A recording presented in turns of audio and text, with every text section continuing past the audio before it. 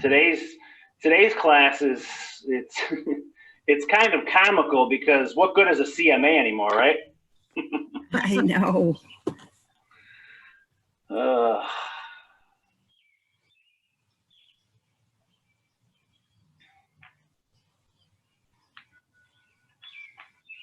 All right, so it's 10. We can get started here. So I am going to do what I personally do, right? So, you could talk to 10 different agents that list a lot of houses, and you can get 10 different ways of how they go about their pricing and how they put their CMAs together. I personally really like RPR, right? A Realtor's Property Resource, and this is free. It's provided. All right. So what I was starting to say, guys, is again, you talk to 10 different list agents. They're probably going to have a little bit different way of going about their CMAs. I started using RPR probably 5 years ago. I really like it. And I can also tell you that I like it as a resource to deliver your message, right? But ultimately, we're going to have to do due diligence. And now, like, the due diligence has become a little bit tougher because, let's just go back a few years ago. A comp that just closed in the last 30, 60, 90 days was a valid comp. And I'm telling you that, like, I knew I was teaching something today at 10, but not until I woke up this morning, I didn't realize that it was the CMA class. And I kind of chuckled because what the hell do we know anymore, right?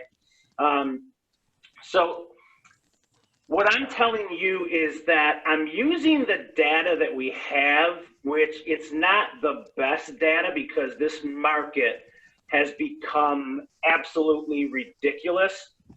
And I know that I've been, not even half kidding, I've been serious when I say I don't know what anything is worth.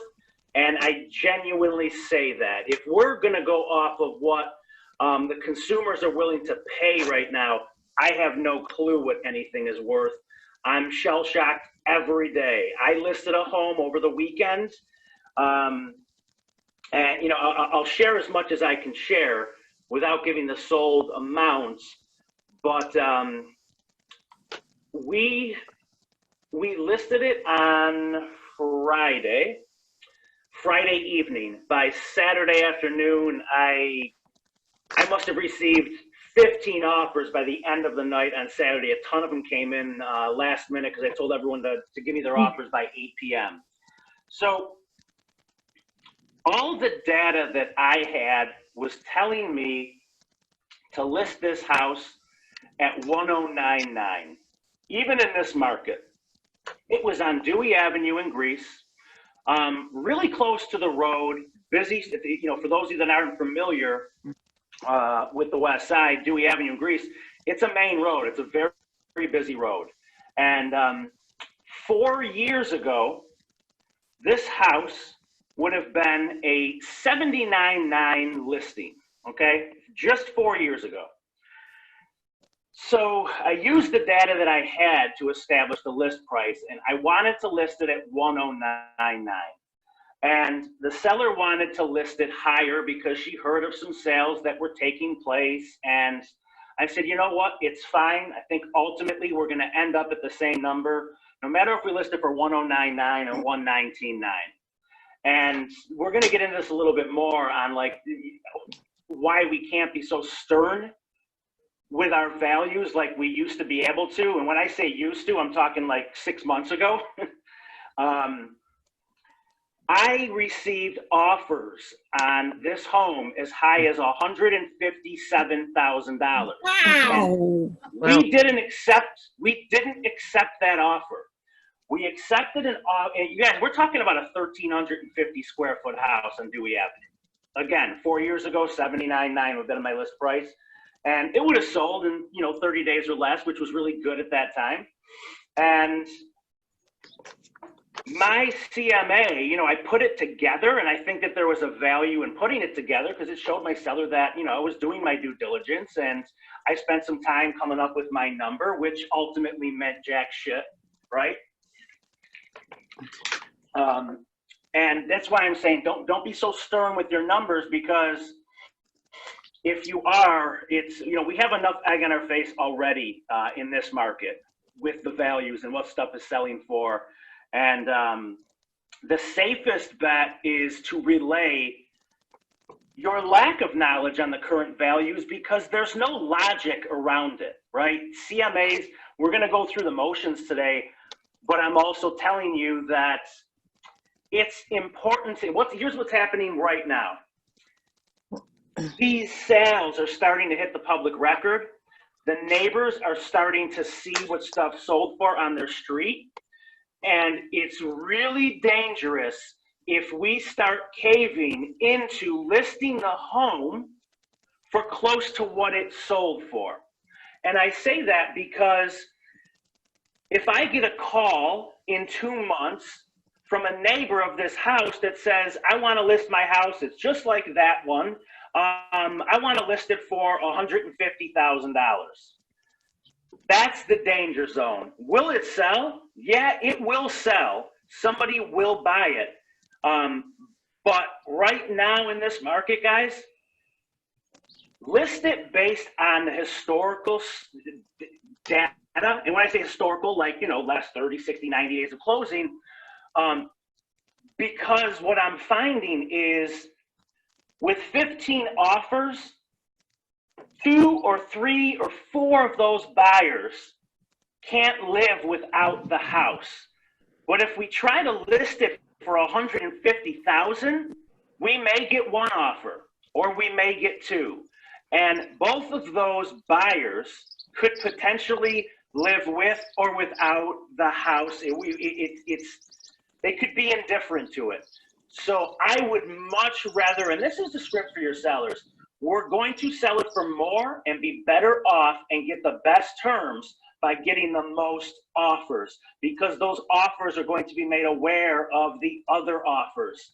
And I would rather get 15 offers than 2 offers, because when you get 2 offers, we're going to have to cave to some terms that we may not like. But with 15 offers, you're probably accepting something with 20% down, no appraisal risks, and probably a waived inspection, right? So I know that psychologically you guys are probably thinking, well, that, you know, it's not easy to relate to sellers. It actually is, and they actually get it every time you explain it in that manner. And I hope it's not getting off topic, because I do think that it plays into this, right? The value of the CMA. Let's go through the motions of like where I start when I'm coming up with that value, okay? So I just did a CMA, and I'm going to actually show you the email I sent to the seller after I went there, and where we are today. So received a, this was a referral lead from an agent on my team, and they made it very clear they were interviewing multiple agents. And it doesn't surprise me that people were very, very analytical. And in small talking with them, I realized that we know mutual people. And what was funny is those mutual people that I said that I knew, these sellers called them and actually asked if, you know, if they would vouch for me. So they really, really, really did their due diligence. And I knew that I also, like, I couldn't kill them with enough data. The more data I gave them, the better they were going to feel, because they need data to make an educated decision. Okay. So I'm going to bring you through, and this house is, it's probably going to go live in the next 14 to 30 days, depending on if they buy existing or if they end up, they're kind of leaning towards new construction, but would sell now and find temporary housing in the interim. So let's go to the address, and the address is 204 Sandalwood Drive, in Greece, okay? So the first thing I do, like forget RPR, the first thing I do is I go into Matrix and I start looking at the comps that we have. Close this. Sandalwood, let me pull up my email.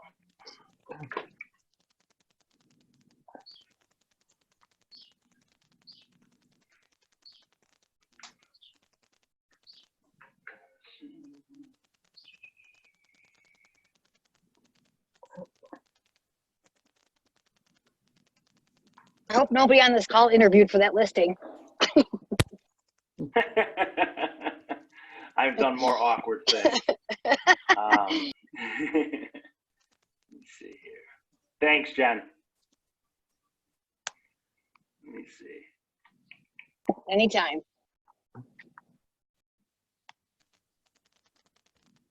First thing I'm doing, I'm searching single family homes, and we'll show how I'll continue to break it down. I'm going active, continue to show, under contract, and pending. I want to get as bad as possible.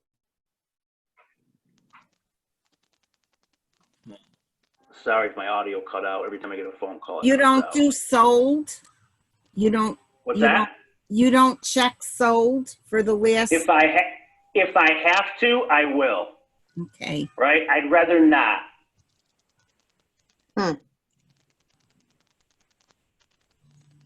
Why? Why don't I? Well, so if something's sold and I go back 30 days and something sold 30 days ago, that data is from the market 3 months ago. Okay? And the market was different 3 months ago. So I want this data and I want to look at comps, let me see here, that ideally just went under contract. So is that because of the current situation with just the market being so weird right now, but normally would you include solds? Normally I would, and I'm probably going to take a look at it, but if I don't have to, if I can gather enough data without it, I'd rather do it without it.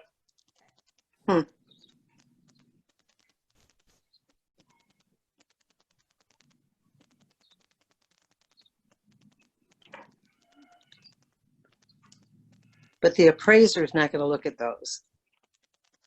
It's not going to look at what? The actives and the pendings, he's going to look at sold. I'm going to give the appraiser the same data I'm looking up, right? Going off because the phone doesn't stop ringing. All right. So I'm going to search in that area. Of course, it's going to be Town of Greece because Dewey Avenue obviously stretches into the city, so we got to keep Town of Greece. So what if you put like 1 mile of the address? I'd rather, I mean, again, I can, but this is an area specifically where there should be plenty of comps in the surrounding neighborhoods, okay? Okay. I want to get as specific as possible. Because Greece is just one of those towns where it changes fast. Right.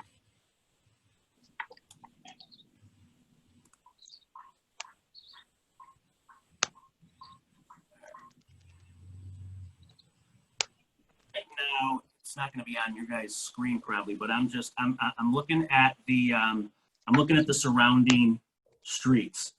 So we got Rumson, Skycrest, Sierra, Delwood. Anthony, how are you looking at the surrounding streets just by putting those street names in? How am I looking at them, Karen? Yeah. What do you mean? Well, you're putting street names in. That much I can see of your screen. Yeah. But then what are you doing after that? Like you said you're looking at surrounding streets of Dewey, Britain, English. Oh, okay. So you're changing the streets. Yes, I I was going back because we were talking about my listing recently on Dewey. I was going back to that house. I forgot that we were Okay, doing so now you're Sandalwood. on Sandalwood. So do Yep, you yeah. ever do it within so many miles of, like, would you put in Sandalwood and within like 3 miles or something like that, or no? No, I wouldn't, only because, like, you know, in this area specifically, 3 miles from there is like the neighborhoods are the values are completely different. True. So I'd rather pull from here because I have a feeling there's going to be enough comps within these neighborhoods. I'd rather stay really hyper local. Sandalwoods, Crest, Rolling Wood, Delwood. Do you actually put Sandalwood in there too? Yep.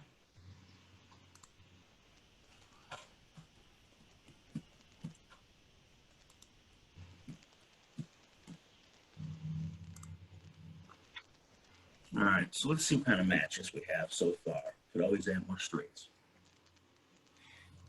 All right, so 113 Skycrest. Now we also have to know our comp is, let me pull the square footage for our,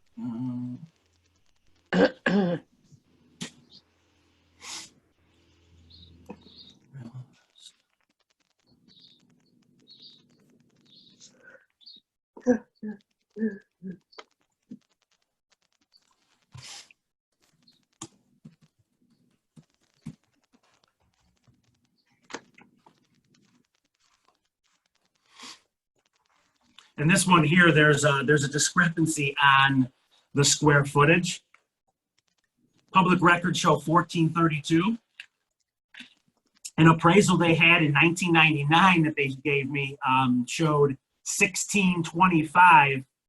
Neither one of those numbers are right, so I'm having an appraiser go there just to verify the square footage.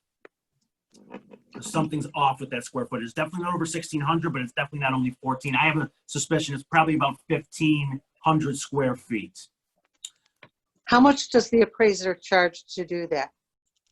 $100, he'll go there, he will measure, and he will actually like give a diagram of the dimensions of the house. And now the burden's not on us, right? So if he's wrong, we did our due diligence. We hired, a New York State licensed appraiser, and the liability is off of us.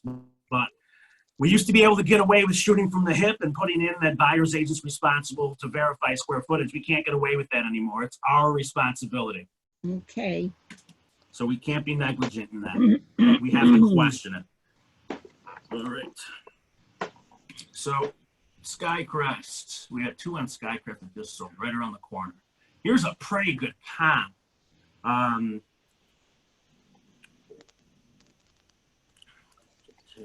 Let me see the condition wise.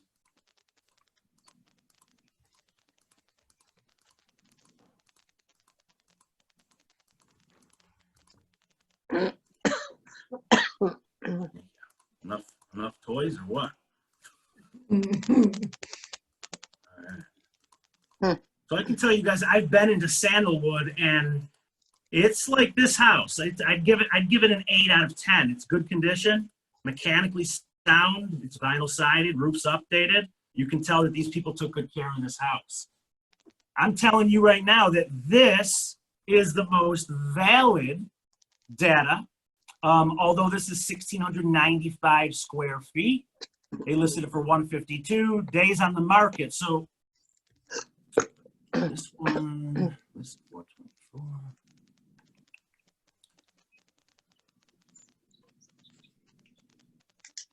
So in this scenario, guys, and shame on me because I didn't, I should have called, because it's been under contract for a little bit now, I should have called Sylvia Bauer, the listing agent here, to see if she could give me, like, we can't give each other the exact dollar amount, but she could also share with me, and agents are pretty good about this. They want to help each other out. She could say, listen, I had 3 offers and $160,000 wouldn't have gotten the offer accepted. I'm probably, she's got me close enough to assume, all right, so it probably sold for between 161 and 165. At least I have a pretty good range, right? And we have to remember that this was listed April 24th. The market was very strong then, and it's even stronger right now. right? So that's a really good comp. That's the close data that we need. Now, I would go through and I would add way more streets to this, as many as they would allow me, because you can only put so many in. And I could also, at this point, let's look at what's sold in the last 30 days. Really, it just added one more. So if we go back to 60, didn't add anything. Let's stick with 90, and let me add some more streets on there.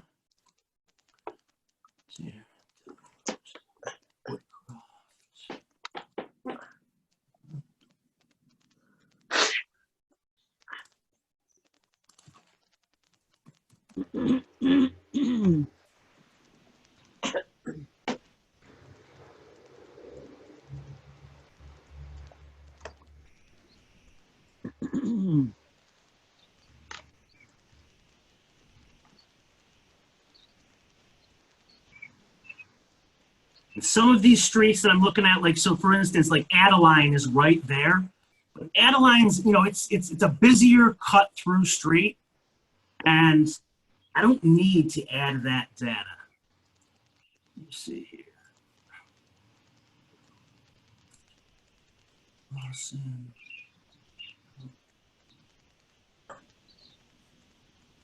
Ripplewood. Well, add Ripplewood.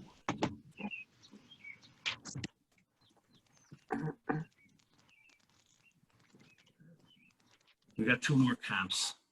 All right, here we go. 185 Ripplewood, KW agent. Steve Tavaleras. So this is a ranch, and again, mine's a cape, like the other comp that I said was going to be probably the best comp to look at. And I remember looking at this one. One I got coming up is in better condition. This one is a ranch, but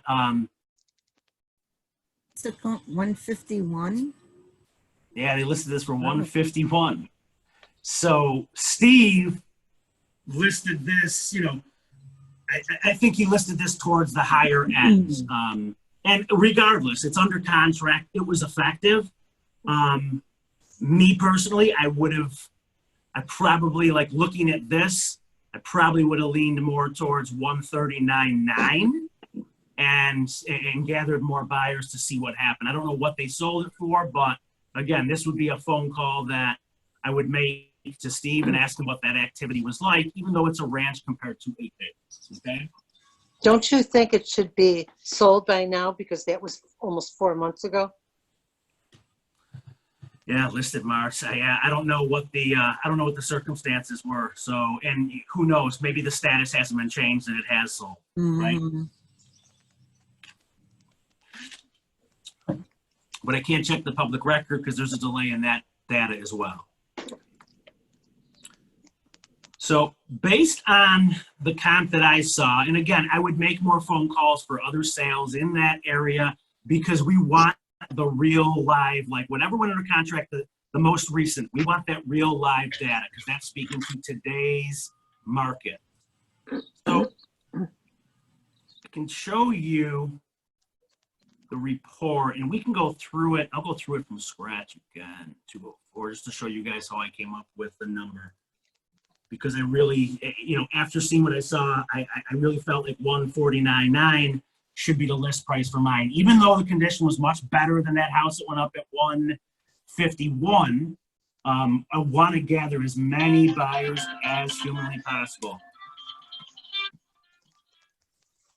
Oh, this is Kathy. I'm good. How are you? Mute yourself. Wait a second.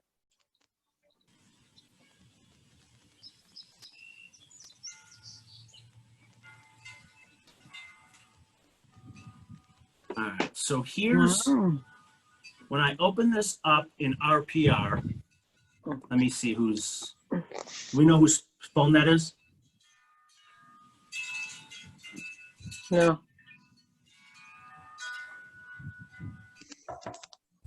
Those might Oh, be Anthony, tags. did you refine the value or is that, I refined it, but I'm going to bring you to what they had down and what I did Okay. to it, okay? mm-hmm, So Anthony, what page are you on right now where it's got the KW logo at the top? So I'm on RPR. So if you guys want to know like how to find RPR, let's go homepage. matrix? Or Yep, matrix, Okay. external links, RPR. Or you can get to it right from right there, the quick right links there. on the homepage Yeah. as well. So I'm into RPR. I've got the value. I'll show you. Let's show you what I did.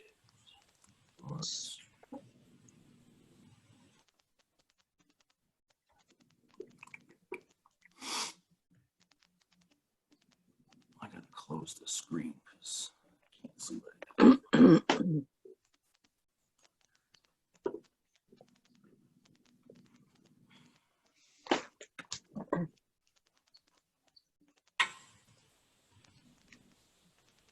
All right. So they gave an estimate.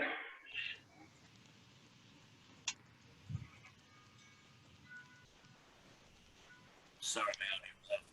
They gave an estimate of, and this is RPR's value. This is the, their algorithm, and what they have for a value was 128,760. Okay, I had to go in there, and what I did was I adjust the square footage because again, I feel like it's somewhere in between the 1,432 square feet the public record shows and the 1,625 square feet that their old appraisal showed.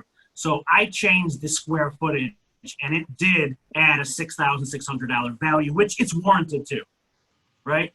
So there is 4 bedrooms, there's 2 baths. That added $6,600 to their original estimate. And then I went into, a lot of times I'll add home improvements, but there was nothing real recent that they did. The house is just in really good shape, and it went through its updates probably 10, 12 years ago. So I take the local market conditions, and this is what's kind of cool. And you guys, when I say that I use RPR to deliver the message, I don't trust anybody's data but what I'm seeing out there for the value, right? So I'm not going to just go there, take their value and send it to my clients. I'm going to make the adjustments that I need to deliver the value that I feel very confident about. Well, I can't say very confident. I used to feel confident, but now it's more or less the value that we should be listing the home for. Now, I could list this house on Sandalwood for $165 and it would still sell in a few days. But I genuinely feel that if we were listing it for $149.9, that we could potentially get, if not more than $165. Maybe we're going to get the same dollar amount, but because we have more buyers, we're going to get more offers, and we're going to accept one with better terms. So more offers is always better for your sellers. So I adjusted this. You'll see what it does here. So if I went back to average for market conditions, it just dropped down to 144,504. If I move it up, 148,718. So I always like this because it allows us to make adjustments. And these are warranted adjustments. The home exterior condition is, it's not equal to the surrounding neighbors. It's above equal. Lot size, it is a little bit bigger. The home interior condition is nicer. So I went on the higher ends. View equal, privacy equal. I never really touched those, but it's kind of feeding my agenda for the list price. And what's really good for sellers like these sellers is that, and by the way, they, when they followed up with me, they had an agent that wanted to list it for $179.9, and it scared the hell out of them.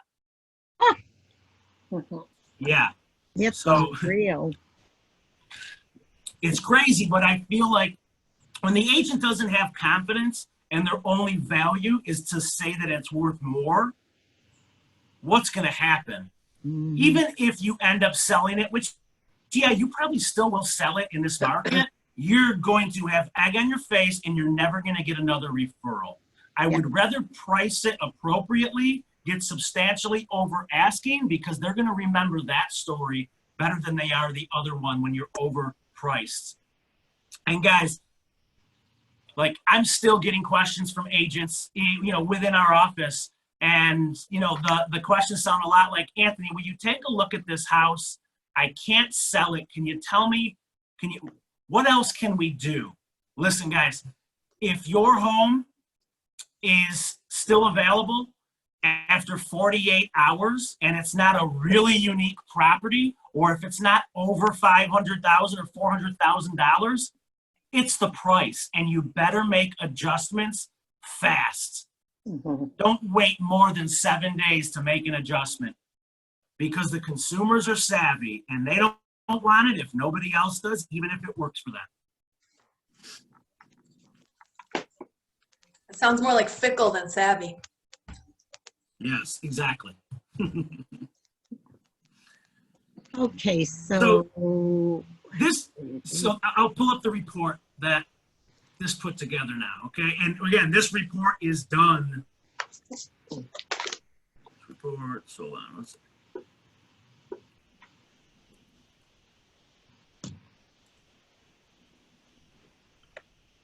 Actually, I'll show you the email that I sent to them that had the report attached to it. There we go.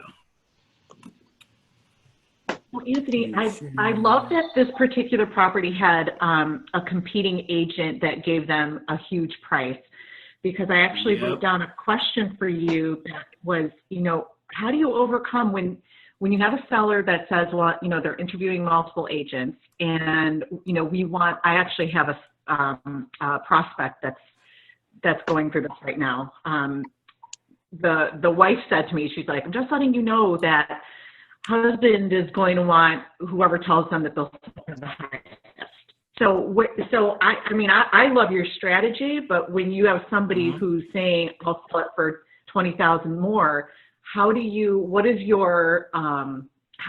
overcome that objection by showing them that your strategy is the better way to go? Show them the comps and the stuff that has closed, even in the last 15 days, like across the board. If you even pulled up stuff that closed in the last 7 days, in a general area, if they're in the town of Greece, you can just show them examples of list price to sales price. And from there, the script is, it's the truth. It's, listen, guys, I'm going to get you top dollar because we're going to list it for less money and we're going to get more offers. You're not going to get top dollar by listing it for top dollar. You're going to show value at 150,000 so we can get 175,000. We're going to capture more buyers in this price range, and they're going to fall in love with your house. And although they only wanted to spend 150, they're going to justify spending 175 for this house. But if we list it for 175 or 179.9, this property is never going to come across the right plates of the right buyers, right? The right buyers are pre-qualified. They're set up on a search in the MLS, and they have a ceiling to what they're pre-qualified for, what they felt comfortable spending. I would rather show up on 500 search results as opposed to 200 and 3 buyers that may be interested at 179 or maybe none, right? Because today's consumers feel like even if it's overpriced, they're like, Jesus, they're listing that for 179.9, and we're probably still going to have to overpay from there. That's the danger zone, right? Let them fall in love with it at 149.9 so they can't live without it, and let them send you an offer with an escalation with no ceiling that's going to get your sellers top dollar. Does that script work with the old school Italians in Greece? I don't work with any Italians, so I don't know. Okay. All right, I agree. That's a smart move. Okay, I wasn't sure if that was true or not, if that would work. But I understand your strategy. That's good. About the East Side Italian. Are we still good on that? Listen, Yeah, that's better. listen, I'm the product of 2 Italian immigrants. I tell my parents I whenever know. she said, so-and-so's thinking of selling, I said, perfect, I'll get a referral fee out of it. Mhm. Good answer. Okay, thanks. No. So you know what the reality is, guys? No matter who, like, we're going to get top dollar, even for people that they may have, like, their price point that they feel it was worth was probably unrealistic just a year ago or 2 years ago, but they're probably not far off because this market's caught up with their delusion, right? That's the reality of what's happened. The market's caught up with their delusion. So here's my email. I did a follow-up. Now, you guys, I'm not just sending this and that, reaching out to the people. I'm going to their home. I'm not talking value. I never talk value at my initial appointment. And I protect myself by not doing it. And every time they always, the same. So what do you think? So what do you think? And I go to guys, I'm not going to offend you and give you an offer. I don't know what I was walking in. I didn't know what I was walking into today. I didn't know if I opened the front door and 14 cats were going to jump out and you guys were smoking cigars in the middle of the house. I just don't know. So now I have to go back and I have to compare your home with like homes. I have to find the homes in similar condition to yours. And I didn't know ahead of time what the condition was.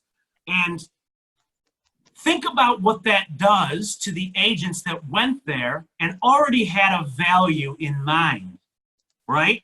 Now, all of a sudden, although the sellers wanted the value on that initial appointment because it's 2020 and everyone wants the instant gratification, now they're going to say, well, wait a second. You know what? Anthony had a point, and how could they come here with a value? They didn't know how nice our house was, right? And now they're going to start to feel like that agent was just shooting from the hip. At least Anthony's willing to go back and do due diligence and compare our home to other homes in similar condition, right? It builds you up. And so then what I do is I leave the appointment and I just ask them permission for 24 hours to follow up with them. And then I'm always following up with a phone call and an email. And I do the phone call and the email no matter what. I mean, really, so I can go back and I have history on this listing. I have history on the conversations, and I can go back and backtrack what I did, because if this house is going to take 3 months to hit the market, I can't remember yesterday, let alone 90 days ago. So this was just it was a pleasure meeting you and Moira yesterday. Thank you once again for the opportunity to earn your business. Left you a voicemail as well, but I figured I could send you to CMA so you guys can look it over. My suggested list price would be $150,000. And I, like, whether it's trickery or not, I always say $150,000 with every intention of listing it for $149,900 once I get the paperwork in front of them, and just explain to them the psychological advantage of $149,900 is worth way more than the $100 difference in list price, right? But when you're delivering the message, $150 looks and it feels better, right? Feel very confident you wouldn't have to sell it for $1 less than asking price in the current market conditions. Feel free to call me, discuss when time permits. You can reach me at. So they followed up with me really quickly after I sent that email, and they still had a couple more days of interviewing people, like I knew they were going to, because they were real. You could just tell they were going to be the due diligence sellers. They weren't just going to make a decision based off of emotions. And clearly, whoever gave them the highest list price, because that agent that told them $179,900, they couldn't show them anything, right? So here's what RPR puts together for you guys. And, it's customized, and it literally takes a minute, guys, and it makes you look really good. And you don't have to spend hours putting it together, but it looks like you did. Seller's report, address, it gives a curb shot of the house. It gives the seller's name, your data there, and then it goes into current estimated value, your refined. It shows what you did. And I did a full report. You don't have to do a full report, but I gave them all 67 pages because I knew that they would chew the data up. Yeah. So if they want data, give them the data. Wow. What does this data mean to me? Jack shit, right? The important stuff to me is the phone call that I make to the other agents that are listing, right? And I'll give you an example. Yesterday, I went on another listing appointment on Ridgely Court in Greece, and the data was telling me 149.9, but something just went under contract down the street, and I had the opportunity to call Derek Pino from Remax Realty Group, great agent.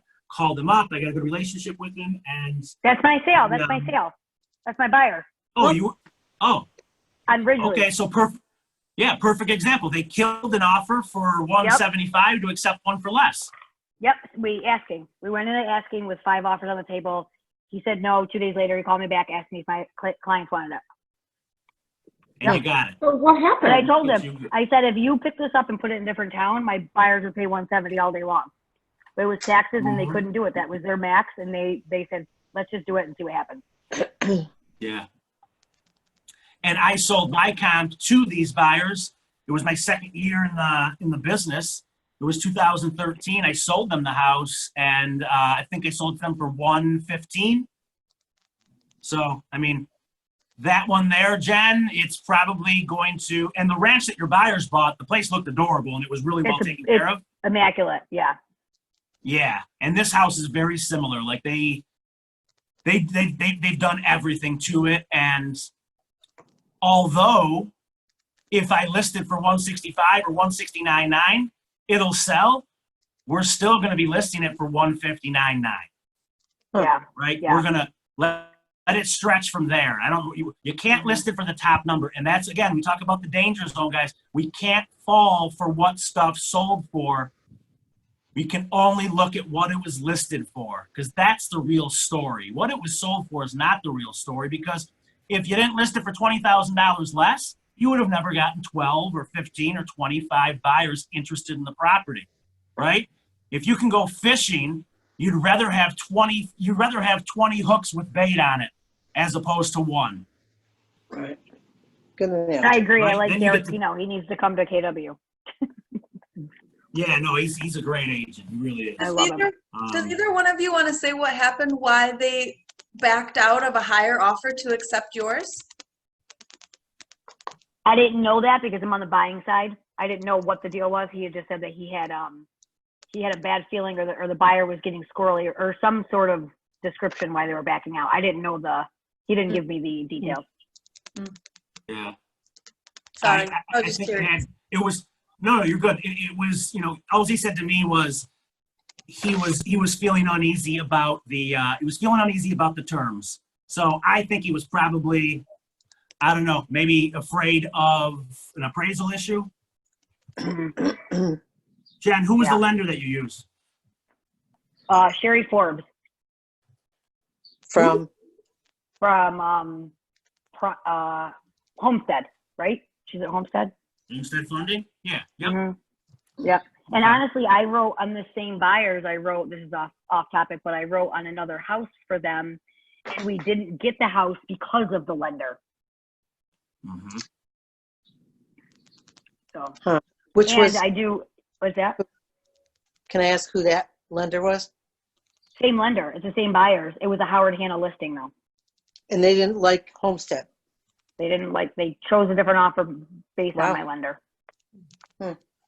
Yeah. Same buyers. Wow. So again, guys, if you're looking at the screen that I'm sharing right now, it's it's showing a lot of comps in the 146, 16, and like great, put it together for the comps so the sellers can look at that information. But I can't base my suggested price off of this data. Now, again, a year ago, 2 years ago, it would have more relevance, but right now, it just doesn't. So And normally, like I'm Go sorry, ahead. go ahead. Well, normally, would No. you send most sellers 67 pages? I mean, I think that's like, yikes, who wants that? Save a tree. So you know what, Anita, for as quick as it takes to put this together, Yeah, I would probably say that 75% of them don't look past the first 5 pages. right. But if they wanted to, give it to them. Now, if this took me 4 hours to put together, you're 100% right. I've got better things to do with my time. You know, I should say I need to be more purposeful with my time. But the fact that you could put this together with ease and it looks the way it does, it presents itself really nice, and it gives you bogus accolades like you put, you know what I mean? This looks like, if I'm receiving this and I'm not in our industry and I'm not familiar with this software, which what consumer is, they're going to look at this and be like, wow, this agent's really done their due diligence. So I'm encouraging you guys, unless you're, again, if you're using something else that you feel really comfortable with, by all means use that. I use this, and it's not like, I'm trying to be like, with every class, every mastermind I'm doing, I'm trying to be like as vulnerable as I can to show you guys that like, I'm not doing anything really like high level, guys. I'm not. And because it's not me, like, you know, I have the confidence and I have the relationships, right? The relationship's going to play into all of this. If you can establish trust, everything else is easy. Yeah. We are in, right? We're in real estate and we sell homes and we work with buyers to buy homes. We're in the trust business, guys. So we can't forget that. Establishing trust makes your job so much easier. And if you do slip up and you own up to it, the trust is established and you can get over it really quickly. But if your sellers are skeptical about your methods already, and then you slip up, there's no safety net, right? You're gonna fall on your face, unfortunately. So Anthony, do you ever go back in person for that second appointment to present your CMA, or are you always following up with this RP report and a phone call and an email? Like if they answered the call, then I'm assuming that you would have gone through, maybe if they obviously had questions, et cetera, but are you ever going back for like appointment number 2 to sort of go through and show like, okay, we see, you know, this house, this is recently under contract. It's not nearly as nice as yours. Now we have this one. It's like right on par with yours. This is how I'm devising my price. Or did you just let I'll never step foot in that house again. If you went back? I'll never step foot in that house again. Okay, so first appointment is the last appointment. First appointment, and I'm guilty of like lingering around too long, but I am really purposeful with my time during that first appointment. I'm getting everything done that I need to get done. And I can tell you, once we go live, the property, so like, you know, we have a contract, we're good, I'm protected, but I don't have the property condition disclosure or anything done yet. What I'll do is I'll do that with the sellers over the phone, and I'll send that with the rest of the paperwork electronically. And again, and you know, guys, I understand, like, I have a system, I built a business, I have processes, and I'm telling you that, like, I really know my cost of sale, and I know that if I have to go to any listing more than once or twice, it stops making sense for me, guys, right? I have a units-driven business, and I can't get caught up in too much. Now, taking into consideration, 3-4 years ago, I was going back probably 6 times, right? I'm putting the lockbox on, I'm putting the rider on. I was probably there for an inspection maybe, or a final walkthrough, and like, I'm not doing that anymore. I'm not saying that I didn't, but I'm telling you that I don't, right? So if the question's for me, I'm not going back to it. I had to find those leverage points. Okay. And do you think that would differ based on the maybe the price bracket of the house? Like, do you think that different sellers need different stuff from a listing agent, or do you think that it's just kind of across the board? This is how you do it, and that's the way it goes. This is how I do it, and I can tell you that they're not getting a lack of attention because they're dealing with Samantha on my team. That's my listing coordinator, and Samantha's following up. She does photos. She puts the lockbox on. She is in correspondence with my sellers the entire time. We're bombarding them with good data. And I can tell you the worst feeling that I used to have when I was like, you know, a solo agent, or before I was able to grow my business to the extent that it is today, and it would happen all the time. I would be getting calls with questions that they should already have the answers to, right? So our role is, whether it's you're doing it or somebody else is, like, have the data, give the data to them up front and give them the data along the way. So like, I'm never receiving phone calls anymore where I'm feeling guilty, right? If they're calling me at something specific, fine. But I no longer get the calls of, hey, I haven't heard from you in a while. What's going on? We're keeping them in the loop every step of the way.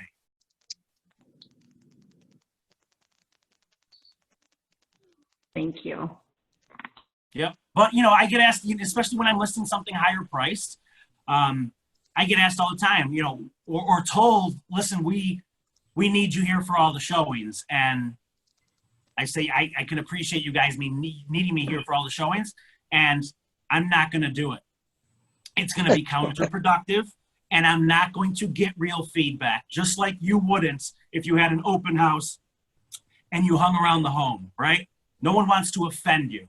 I want them to go through your home. I want them to have privacy with their agents, and I want them to be able to talk freely. Because if I followed up with you guys and said, hey, they told me the house was really beautiful, you did a good job, you know what that means. We don't want it. We're just trying to be nice. Thanks for your time, right? I'd rather get the real feedback and let them go through the home themselves. Now, there's always going to be some crazy circumstances. So outside of a crazy circumstance, I'm not doing it. And a lot of agents think that you're kind of doing your people a disservice. You're not. I mean, my processes work, and you have to relay that to them. They're going to, you know, they want you there for every showing because they don't know that you probably shouldn't be there for every showing. So it's up to us to relay the information on why we can't be there for every showing and why it wouldn't make sense. And, you know, not for nothing, in my case, it's not humanly possible to be at every one of my showings, especially in this, you know, in this market. Like, yeah. Are you doing open houses right now or not? I'm not. And I can tell you that I'm not. You're this what? is going to be funny for like, I'm giggling because, like, again, this is just me and how I do my business, guys. We don't do a ton of open houses. And like, and I'm telling you, shame on us, because there is opportunity with an open houses. And I do think that they're effective, but I really preach quality of life on my team. And if they don't want to do opens, I'm not going to force their hand as long as they're doing business, right? So Well, if they're doing business, yeah, it's more for the agent than the seller. Let's not kid ourselves, guys. It's for the agent. Yeah. Who's going to tell me that it's for the? I mean, honestly, tell me, how's it benefiting your seller? And you don't by need getting them false to feedback. Neighbors. Yeah, by getting false feedback from people that aren't even pre-qualified to buy. Mm-hmm. And, you know, and again, back to quality of life, like on the weekends, I want the agents of my team hanging out. I want them being able to go to their kids' baseball game, and, you know, they have families. So I try to respect that. And again, if their business is down and something's got to change, they're going to be doing open houses. Right. Okay. So to each their own. But, you know, we have agents here that are really good at open houses and really good at conversion. Converting and picking up buyers, because we can make them feel a certain way, and like, kudos, right? I mean, I used to hold, my first 2 years, I held 4 open houses a weekend, and that was in a buyer's market where you couldn't give a freaking house away. Yeah. Right? So you do what you have to do. That's just it. I did what I had to do when I had to do it. And you guys know, you guys have to know what your activities are. I forget what I was reading the other day, but it talked about the business, and like my first few years, it was like, well, I should say my first year was driven by fear and fear only. And then like the passion kicked in. Once the confidence kicked in, the passion kicked in, and you're not always going to be passionate about real estate. And it's bullshit if anybody tells you that you're always going to be passionate about it, but you always have to be disciplined about it, right? Like there's still those days where you're not going to feel like doing something, but as long as you maintain a discipline and whatever that looks like for you, you're going to be just fine. But you got to think of your activities and what you're doing within your day, because we can all convince ourselves that we worked 12 hours that day. And if you really had to write down what you did 45 minutes of work. Yep. So again, to this market specifically, guys, after this weekend, and I saw what happened to my Dewey Ave listing, we've officially entered bizarro world. Yeah, crazy. Yeah. I mean, I had a feeling that we were going to sell for maybe 130, but getting offers for 157, and I'm telling you, we didn't accept that offer, by the way. You were Dewey near where? What part Say of that Dewey? again? What part of Dewey Avenue was it? Right near Northgate Plaza. Okay. Right up where Yeah. I used to work, all those little Cape Cods and little Yeah. ranches. Yeah, Yeah, well, you used to work at what? The Key Bank right there, right? yeah. Yeah, right there. And again, guys, cute houses, but like, how did it double in value in 4 years, right? I mean, there's no data that we have that says it's worth twice as much. Did Greece schools get better? Did Dewey Avenue get better? Did the crime rates get better? I mean, you know what I mean? And it's not to discriminate an area. I'm just going off the facts. Right. It's this market condition. And like in certain areas, I'm okay with those purchase prices. And I'm also telling you that if I represented the buyer on this house, or the agent that had the buyer that wrote for 157, you really think you have any chance of working with that buyer again if they have to sell in the next 30 years? It doesn't make sense.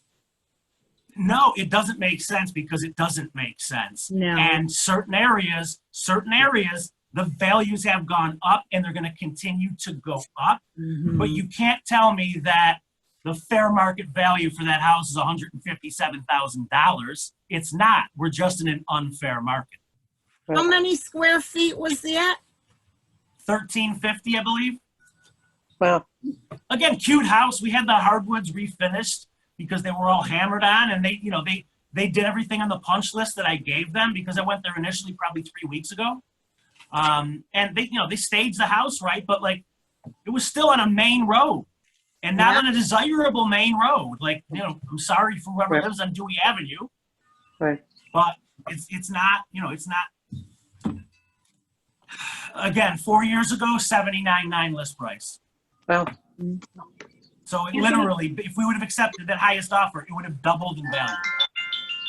Anthony, can you go into a little bit? You brought up a really great point when you talked about the hardwoods. What I struggle with, things that aren't in like spectacular condition, need the carpet changed out, or, has gaudy paint, or, maybe the kitchen cabinets are a little hammered. What's your strategy when you're listing something and they don't have a ton of money to be putting in their house and you're just going to do as is? And are you just explaining like, listen, instead of dumping a bunch of money into the house, we're just going to price it appropriately and move forward? Or when are you making suggestions? Like, I think I have the worst time of deciding when to draw the line. So my conversations right now are that your home is going to sell today if there was crime scene tape wrapped around it. Right? Okay. But if I gave you some things to do that cost you $2,000 but could reflect at $10,000, Would you do it? And hold on one second. And that was the exact conversation that I had with them. And I have a guy that refinishes hardwoods, does a phenomenal job, and he's priced really, really well. Like $2 a square foot. He does a really good job. Yep. Not a problem. Shoot me a text after this, and I'll share his contact info. And I thanked him over the weekend because, and again, I only went to this house one time. So the second time I saw the house was in the photos when the listing went live, and it was a game changer. Oh, yeah. And if it was a game changer, and the would we have still sold it? Yes, but we got the amount of offers that we got because people fell in love with it, right? So we gave them reasons to fall in love with it, and ultimately, you can't put an exact dollar amount on it. But if the hardwood floors were left in rough shape, people create their own story for the rest of the house. The logic is like, listen, if they didn't take care of these, like, look at the way they took care of these floors. It has to be the same way they took care of the furnace. It has to be the same way they took care of their appliances, and so on and so forth, right? It's just, and that's why I'm so big on basement floors being cleaned and painted, the floors painted gray and the block painted white. It's a psychological effect. If we could eat off the basement floors, what's it tell you about the rest of the house? And what did it cost them to do that, right? You're talking a couple $100 in paint, maybe, right? And elbow grease, they're doing it there. It's like at $200 in paint could have a $5,000 plus value. Anthony, I have a ranch that's coming up, and there's a problem with the basement floor. The rest of the house is beautiful. It's a really nice house, but the basement floor is crumbling up. Can you hear me? I can hear you now. I don't know if you heard what I said, but I have a ranch that's coming up. A little over 1,100 square foot, built in 1975. Really nice home. Everything is updated, painted, and nice. The basement floor is crumbling.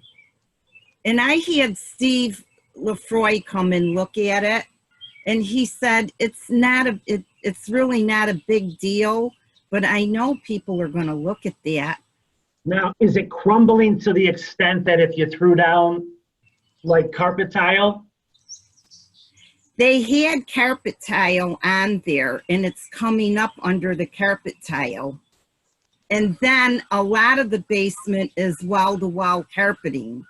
So it's coming up under the wall-to-wall carpeting too. Why did Steve Lefroy say that it was happening? Just settling and... It could have been, what did he say? Could have been it could have been like a bad batch of cement. Okay. So what do we do in that case? I mean, I don't know. Have somebody come and get a mason to have them pour self leveler down there and patch the area. There's a lot of area though. It's not going to be pricey. They could do it themselves. Okay. Patch it up, paint it. And what I would do is whenever I have people paint basement floors that are in rough shape, Vicky, they sell the rubber flakes at Home Depot and Lowe's like people would put in their garage. And those rubber flakes create an optical illusion that looks like the floor is in perfect condition. So, okay, who could do something like that? And a handyman. Okay. Me in my previous life. It's called rubber flakes. They're flakes. So it's just if you just looked up, if you Googled rubber paint flakes or whatever the case may be, a lot of people will put them down in their garage when they put down concrete paint or epoxy. They'll throw it down. You throw it right down while you're painting. You do like a I think I've seen that. Okay. They sell them in the paint. They sell them in the paint department right at Lowe's or Home Depot. But like the when the cement came up, it's like bumpy. It's like. Well, and again, they may have to do something. I mean, if it's protruding up you may have to knock a certain area down and then just patch it up. It's not going to be perfect, but if it's not structural, it's a basement. I mean, is it the Yeah, kind of home- yeah, because that's what Steve said. It's not structural. It's not a big deal. But I know that I just have the feeling that people are going to look at that and they're going to shy away from it. They will. So let's make it look as good as we can. And I agree with you. Whether it's structural or not, perception becomes reality. So we have to present it in the best light we can. And I'm telling you the solution, and it's an economical solution. Okay. All right. And Alicia just Okay. put her, she just said her cousin's on Mason to call her or call him. Okay. I do know a Mason too that I can call. Your last name's Ayati. Of course you know I'm Mason. Yeah, Zepatella. Yeah. Can you buy a vowel? So, guys, so I hope today was good for a couple reasons. Number one, you found value in it. But number two, like, we have to stop beating ourselves up on thinking that you have to do something miraculous and like top agents are doing something so special. It's not special, guys. Make the relationship special because the rest is forgiving. Make the relationship special. Earn the trust. Everything else is secondary. Mm-hmm. Right? Yep. Anything else you guys wanted to touch on real quick? This was so helpful, Anthony. Thank you. Good. I'm glad. You guys can reach out to me for any specific questions. Thank you for today. And if I don't talk to you guys, have a wonderful and safe 4th of July. Thank you. You too. Everyone. Take Great. care. Thank you. See you.